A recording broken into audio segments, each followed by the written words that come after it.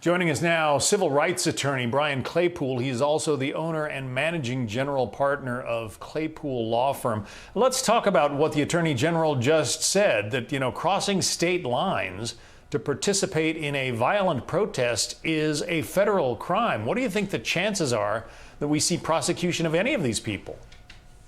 Hey, John, nice to be back with you. I think what Attorney General Barr did was very effective because from what we've learned, there might be upwards of 70,000 people in Minneapolis later today or tonight. A lot of those might be coming from other states. So now that you have an announcement by the Attorney General saying we're going to charge you with a federal crime for crossing the border to incite violence, that might very well be a deterrent. I think it's going to have a deterrent effect. But getting back to your question, in terms of practically arresting people on the scene, I don't see that likely to happen because it's too much manpower to transport those people out, and then also it might incite more violence. Yeah, there have been tremendous protests, numbers of protests in cities all over the country, but relatively few arrests. The police have mostly been standing aside, and you got to wonder if that's about to change.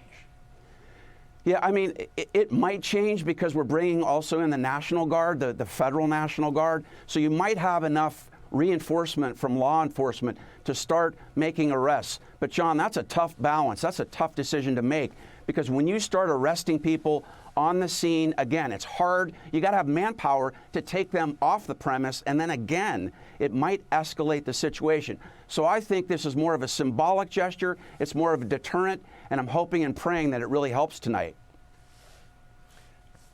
In terms of, the local charges, obviously, the rioting that has destroyed so many businesses in cities around the country, that is a crime. But as I said, there have been relatively few arrests. And with the masks, as you point out, it's pretty hard to identify some of the people who have been causing all of this mayhem.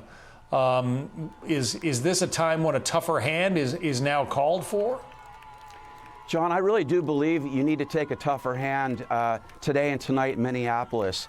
I mean, you've got to stop the violence, and I think they've tried in Minneapolis to not escalate the situation, but we've seen a lot of loss, over 170 businesses destroyed.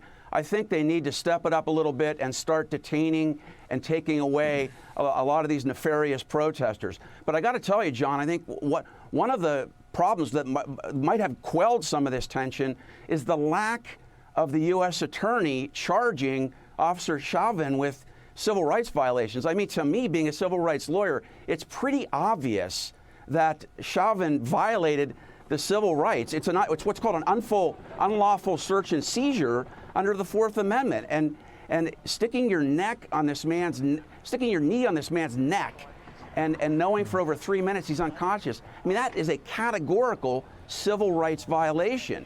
And then also, we haven't even talked about probable cause. Why did they pull over George Floyd? Being black in America is not probable cause. That could very well be another civil rights violation. So I think the sooner the U.S. attorney steps up and adds these federal criminal charges and civil rights violations, I think that might help a little bit in terms of tempering the tension.